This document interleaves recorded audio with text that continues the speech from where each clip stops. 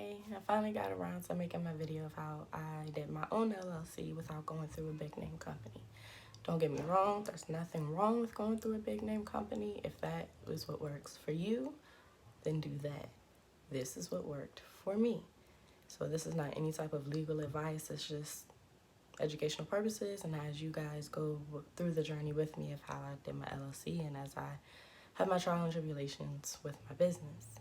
So aside from just going through the LLC, I'll kind of go a little bit into how or what I did after I got registered as well, or even, during or, while I was waiting. So the first thing is make sure you come up with a name and come up with at least 3 that you are happy with.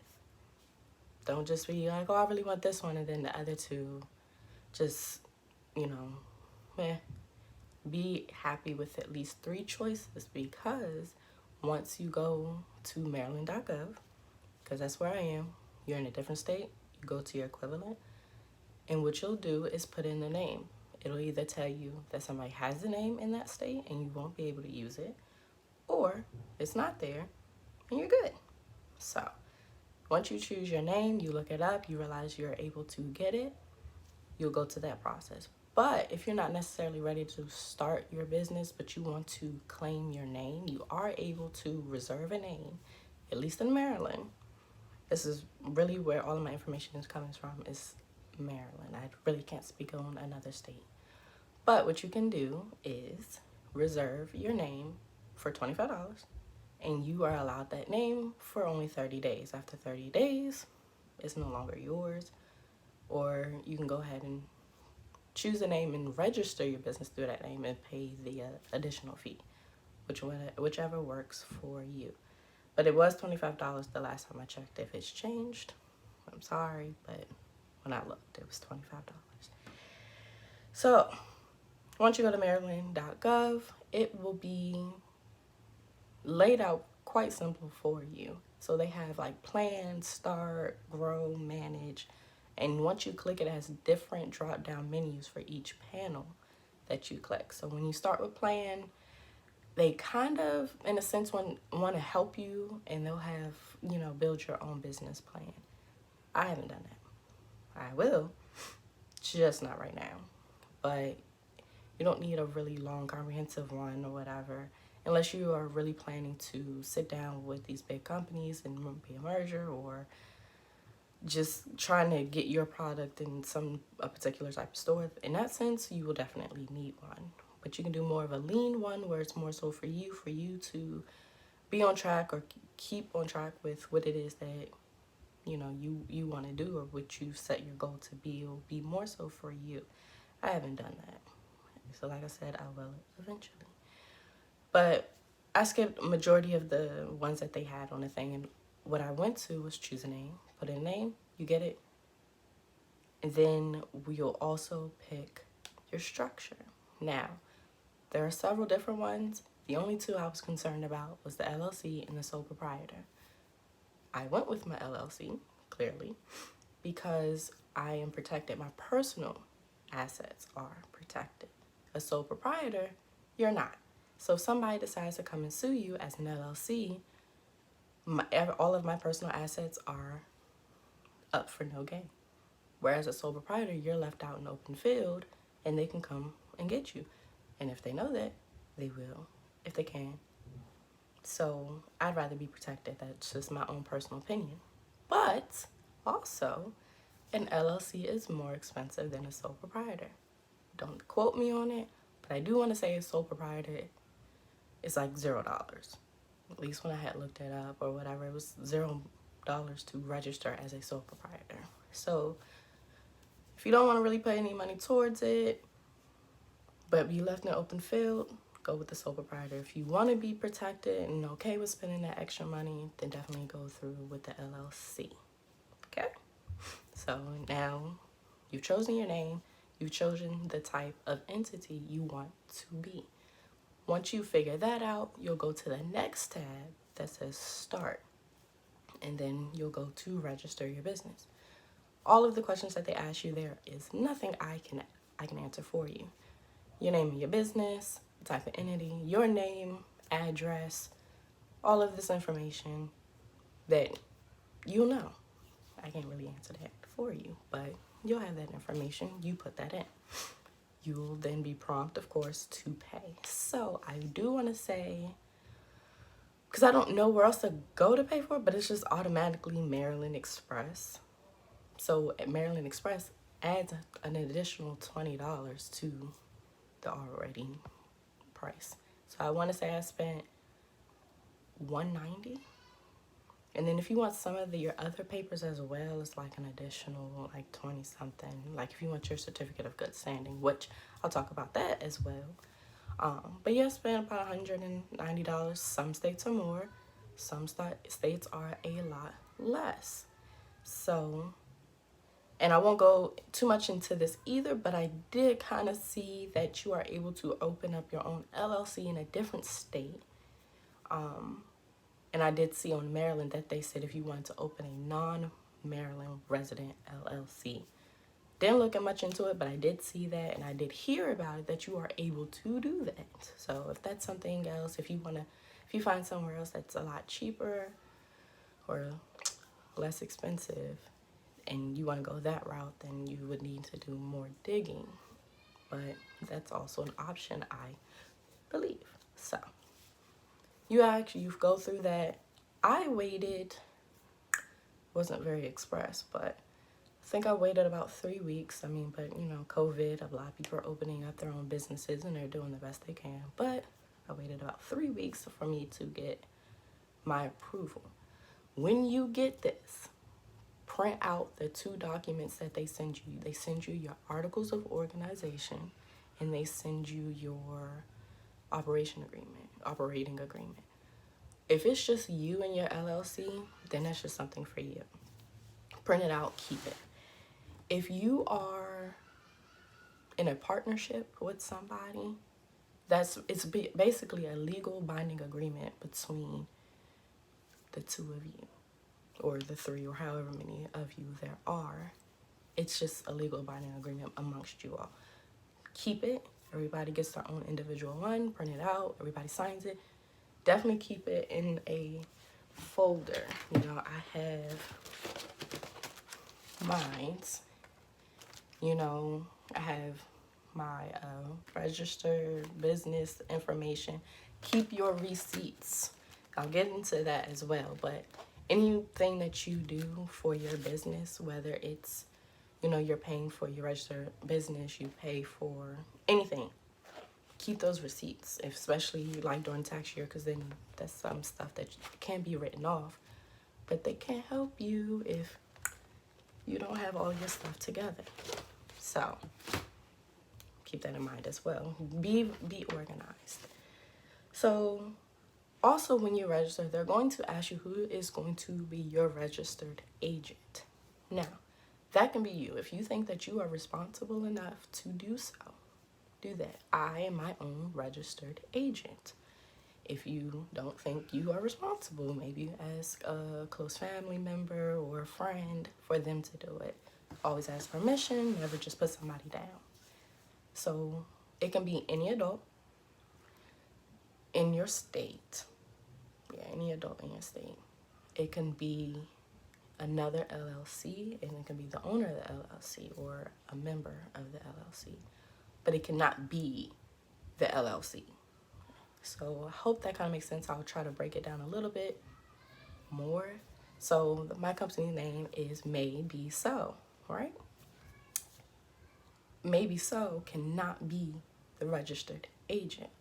But because I'm a member, I can be the registered agent. That makes sense. Hope that makes sense. If it doesn't, you know, let me know and I can go into it a little further, but I feel like it's a little self-explanatory. You can, another adult can, another LLC can, your own LLC cannot. Hope that makes sense. Then what you're also going to do, at least what I did, is during those 3 weeks, I just felt kind of blah, like, all right. I mean, I didn't know whether or not I would get approved but I kind of, I was like, okay, well, nobody else has my name or anything. Oh, that's another. So again, it's all in the paperwork. Know what it is that you're going to do. They're going to ask, like, what are you? I am going to be an online boutique.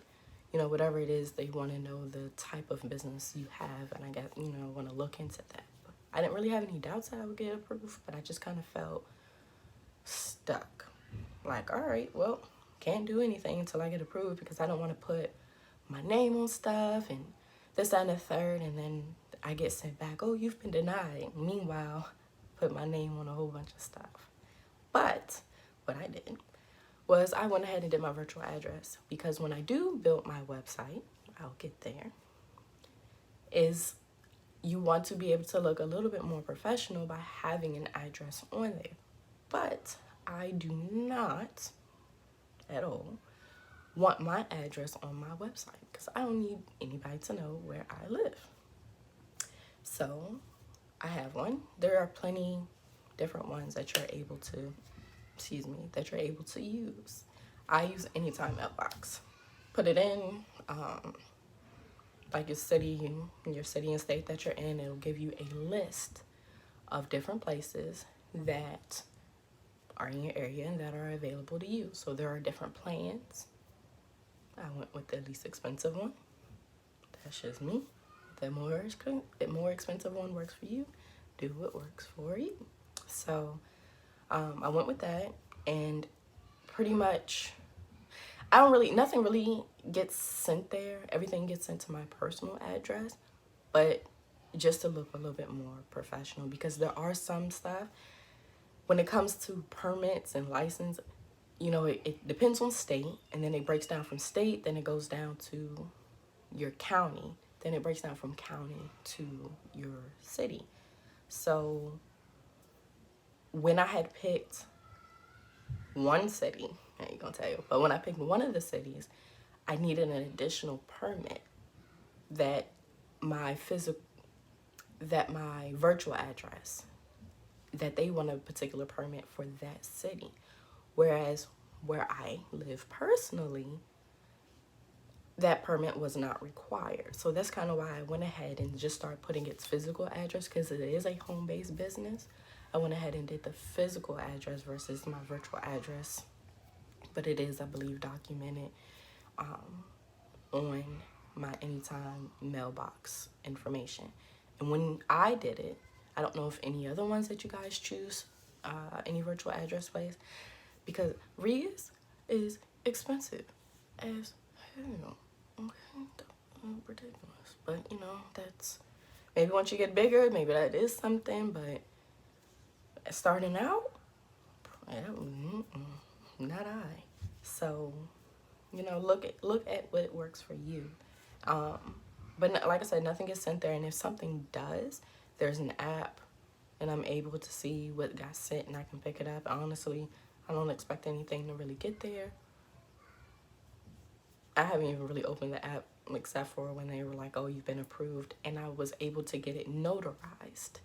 So that was an additional cost as well, to get it notarized immediately versus kind of printing out the work or printing out the documents, then going to a bank or like the UPS store or something, get it notarized, and then you have to send it.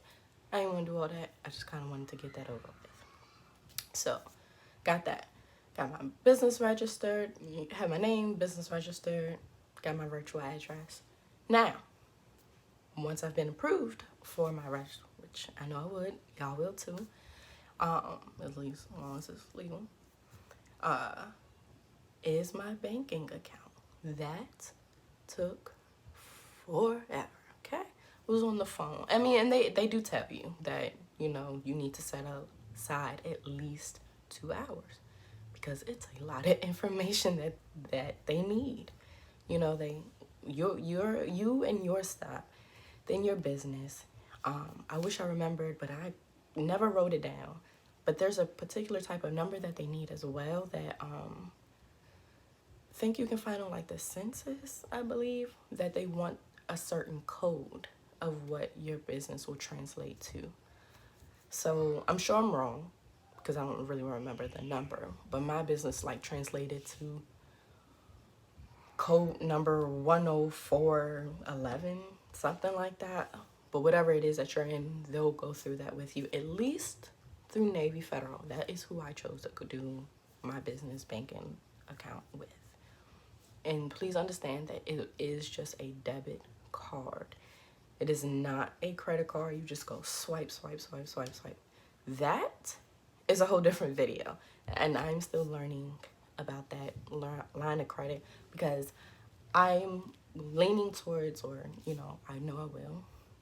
Maybe it won't be by the end of this year, but definitely before summer of next year, I will build enough business credit to where I am able to build, or able to have a business credit card and open it up just using my EIN, which I'll get into as well, my EIN, and not my social security. But that takes months, and I'm still learning. So if you guys are interested in how I do that, I'll go more deep into that as well. So, all right, we got that. Your business checking account, you get all this, blah, blah, blah, any information, the codes.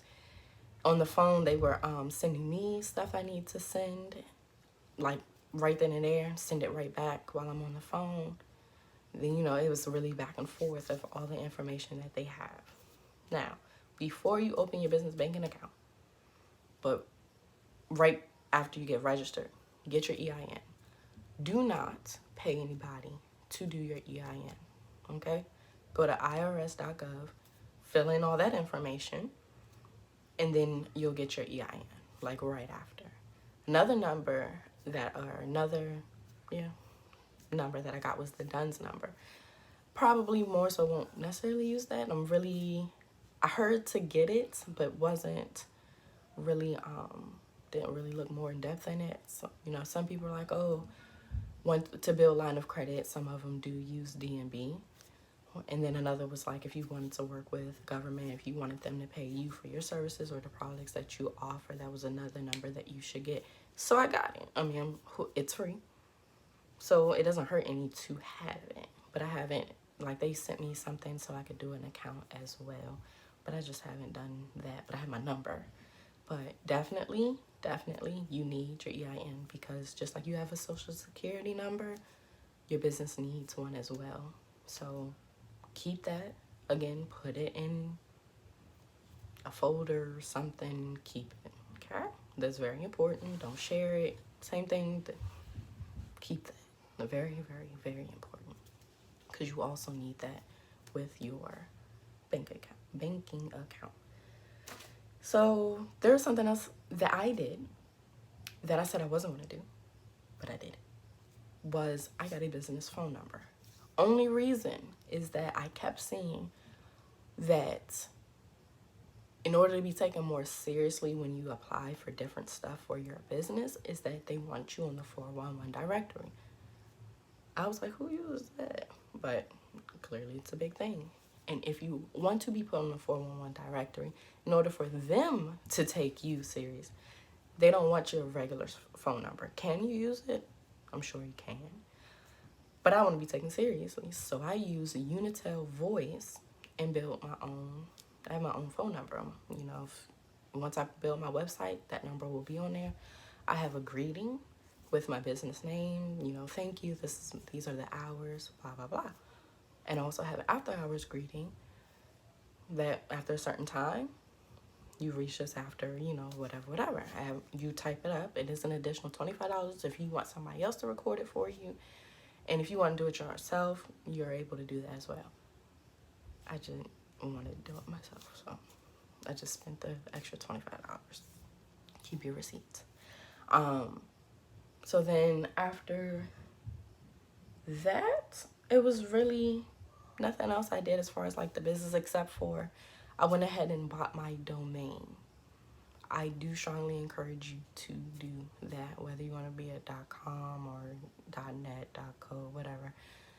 Buy your domain name, and then whatever website that you want, you're able to merge that together. You're able to use it. So if you want to do Shopify or Squarespace, which is a different video, because I was like, oh, I really want to do Squarespace. But then there's like these real scams going around of these chargebacks. And it seems like Shopify helps a lot more, I guess, than Squarespace, or maybe I just need to do more digging, but that's a whole different video. So I'm not really sure on that. Also, really quickly, when you register your business, if you receive anything that looks suspicious, don't. Believe in your gut, because I got something that said certificate of good standing that I said I would get back to. They wanted $87.50. They wanted a check or a money order for me to send that to them. And I thought that was really weird. That was suspicious, because I've done everything else online. I was able to pay for everything else online. Why all of a sudden you're telling me I need to send you a check or a money order? So let me tell you how this world works, because I was just really conflicted with that. Like, do I send it? What happens if I don't? Oh my God, da-da-da. And I just was like, in the back of my mind, I'm like, but something doesn't feel right. And then I got on TikTok. And about the fourth video in, some guy was like, yeah, they tried to get me. Somebody sent me a certificate of good standing. His was like for hundreds of dollars. And by this amount by this day. And he kind of broke down how, he said, oh yeah, it looks real. But he said no government agency is going to give you like a week to send stuff in, you know. And I'm glad I didn't. And I ended up looking online and realized it was a scam, not only in Maryland, but also in different states. So please, and they're trying to get people. Originally, when I got onto the Maryland website and was registering my business, I did not see that. When I went in to get some more information, before I did this video, I did see that they were like, be careful, there's a scam going around. They got my mom, because my mom remembers seeing something about good standing. So she was like, okay, cool, pay it. I mean, it doesn't hurt her. I don't think they've taken any, more than, whatever, clean stuff and whatever. But so as far as that, she's safe. But I was really like, that ain't true. So they are definitely sending them out. So please, please, please, please be careful. Okay? So I feel like I've talked a lot. But definitely you're able to do your own LLC. It's not hard. It's at all. Then some of the steps that I talked about after, as long as you're willing to invest in yourself, as long as you're willing to take the time, as long as you're willing to have or, put forth effort into doing it yourself, it's easy. It was not hard at all. Just make sure you read everything. So that's all that I have. I hope I've answered any questions that you guys may have. If you have more, let me know, and I'll try my best with what I can. I will say that there's I will make more videos, because I still don't have some of my licenses and some of my permits, but I'm not selling anything yet. I will get there eventually, but I'll make another video. So I hope that answers your question, everybody.